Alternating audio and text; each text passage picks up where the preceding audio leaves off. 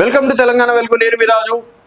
దేశవ్యాప్తంగా షేక్ చేసినటువంటి ఒకటే ఒక పార్టీ కాక్రోచ్ జనతా పార్టీ సిజేపీ.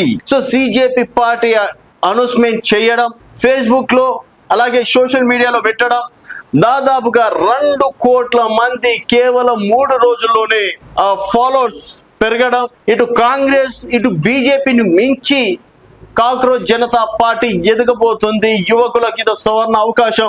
ఇంకా కొందరైతే ఆ రాష్ట్ర సీఎంలు మేమే, మంత్రులం మేమే, ఎమ్మెల్యేలం మేమే అని చెప్పేసి కూడా ఎవరికారు సోషల్ మీడియాలో ప్రకటించుకున్నటువంటి సందర్భం. తీరా కట్ చేస్తే మళ్ళీ 5 రోజుల నుంచి కాక్రోచ్ జనతా పార్టీ సైలెంట్ అయిపోవడం అనేది జరిగింది. సో మళ్ళీ తెరపైకి కాక్రోచ్ జనతా పార్టీ ఒక అనౌన్స్మెంట్ చేయడం అనేది జరిగింది. ఏంటి అనౌన్స్మెంట్ అనేది ఒకసారి చూసుకున్నట్టయితే, జూన్ 6న cockroach Janata party founder dharna అని చెప్పేసి యువతకు పిలుపునిచ్చారు.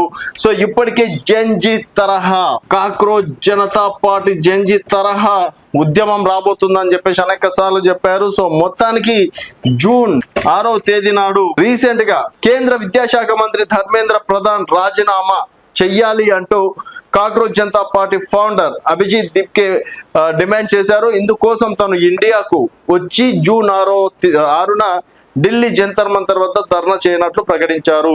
సో ఈయన గారు వచ్చేసి అమెరికా నుంచి, ఆయన ఎక్కడ ఉంటుండో అక్కడ ప్రస్తుతం విదేశాలలో ఉండేసి ఇక్కడ పార్టీని నడుపుతున్న పెద్ద మనిషి. కేవలం సోషల్ మీడియాలో మాత్రమే పార్టీని నడుపుతున్నాడు.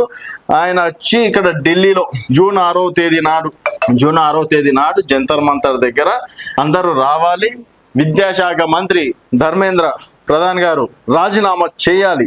సో నేను మీకోసం ధర్నా చేయడానికి ఆ రోజు భారత్కి వస్తున్నా అని చెప్పేసి కూడా చెప్పారు. జూన్ 6న ఢిల్లీ జంతర్ మంతర్ వద్ద ధర్నా చేయనట్లు ప్రకటించారు. ఈ శాంతియుత నిరసనలో పాల్గొనాలని దేశ యువతకు పిలుపునిచ్చారు.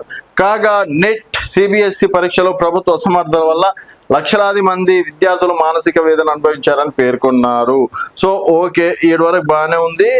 మొత్తానికి వచ్చేసి కాక్రోచ్ జనతా పార్టీ ఆ లక్ష్యాలు ఓకే, ప్రతి ఒక్క యువత కూడా రాజకీయంలోకి రావాలి. ఈరోజు నీట్ వల్ల ఎంతమంది సఫర్ అయ్యారనేది చూసినాం. ఒకరికి ఎగ్జాంపుల్ చెప్తా, 550 మార్కులు రావడం అనేది జరిగింది.